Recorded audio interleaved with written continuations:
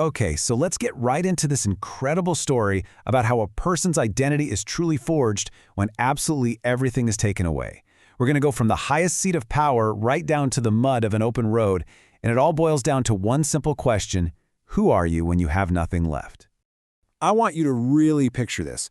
A world that was always unquestionably yours. You were born to rule.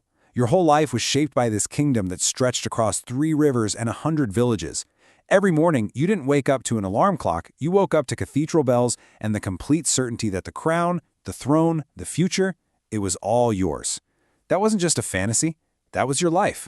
And then tonight, poof, that certainty is just gone. The bells are gone, and all you can hear is the roar of fire and the sounds of chaos. Your entire world, everything you've ever known, is literally burning as you run for your life. Now, a disaster like this, it doesn't happen in a slow, drawn-out way. No, this happened in sharp, terrifying flashes that completely shattered centuries of peace in just one single night. It all started so suddenly, just a few moments that tore your whole reality apart. First, there's this sound, an unfamiliar, urgent blast from a war horn. You've never heard it before. Then your strongest general, the man you thought was invincible, bursts in, his armor cracked, bleeding. And then you see it. You look out from the castle walls and you realize this isn't some small raiding party. It is a literal river of fire, tens of thousands of torches pouring down the hills straight for your home. These are your father's final words to you, and listen to them. It's not a suggestion, it's a command. In that single moment, the weight of the crown is gone, but it's replaced by something so much heavier: the order to survive. You've just been transformed from a ruler into a fugitive. And just like that, in an instant, your life is stripped down to the absolute bare essentials. You're not worrying about politics or court drama anymore. Nope, you're just thinking about where to put your next foot in the dark so you stay alive. And this, right here, shows you just how completely your world has been turned upside down. Everything that used to define you is just gone. The royal crown is now just a memory, replaced by a cold stone floor you're hiding on. Your fine royal clothes? Traded for a dirty, rough peasant's cloak. And your kingdom? Well, your kingdom has shrunk to just the open, dangerous road in front of you. But you're not completely alone in this nightmare. You have 3 people with you, and each one of them represents a piece of your past, and maybe your only shot at a future. There's Aldrich, your old tutor. He's the wisdom you now have to rely on. There's Sarah, your most loyal knight. She's the sword protecting you. And then there's Lyra, your little sister, a fragile, silent reminder of everything you've lost and everything you still have to fight for. Hiding in the darkness of a forest, you stop, and you look back, and you see your capital city, this place of light and order, and it's now just a giant bonfire against the night sky. And you realize that's not just buildings burning. That's your history, your childhood, your father. All of it, just turning to ash. The days that follow are, well, they're a brutal education. They teach you lessons that no royal tutor ever could. Lessons about hunger, about real fear, and about the deep, profound shock of suddenly becoming invisible. Your identity is just being peeled away, one painful layer at a time. Day 1, the moment you fled, your title vanished. It means nothing.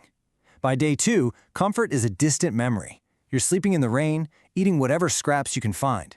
And by day 4, even your name, it's just a sound. It has no power anymore. There's this one moment. A farmer in some tiny village looks right through you.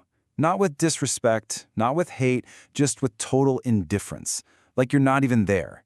And that's when you ask the question that now defines your entire existence. If all the things that told me who I was are gone, what's left? Who am I? And Aldrich's answer, wow, it doesn't offer you any comfort at all, does it?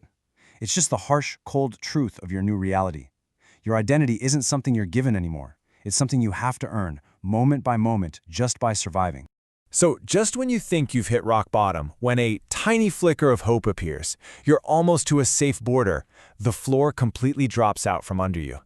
And this time, the blow is even more stunning than an enemy's sword, because it comes from someone you trusted. The face waiting for you isn't some enemy captain. It's Lord Brennan, a man from your own court, a man who toasted your father's health at your dinner table. The shock isn't just that he's a traitor, it's that he's one of your own. But what's really, truly chilling about this is that he doesn't seem to hate you. His betrayal is driven by something so much colder, complete indifference. He doesn't look at you with anger. He looks at you like you're already a ghost, like you're just a problem that's about to be solved. In the chaos of Sarah's final desperate stand, you do what you have to do. You grab your sister and you run. You don't even get a chance to look back. You just run, and the sound of her sacrifice fades behind you until all that's left is the sound of your own ragged breath. And there you are, alone, in the mud, with absolutely nothing left to your name.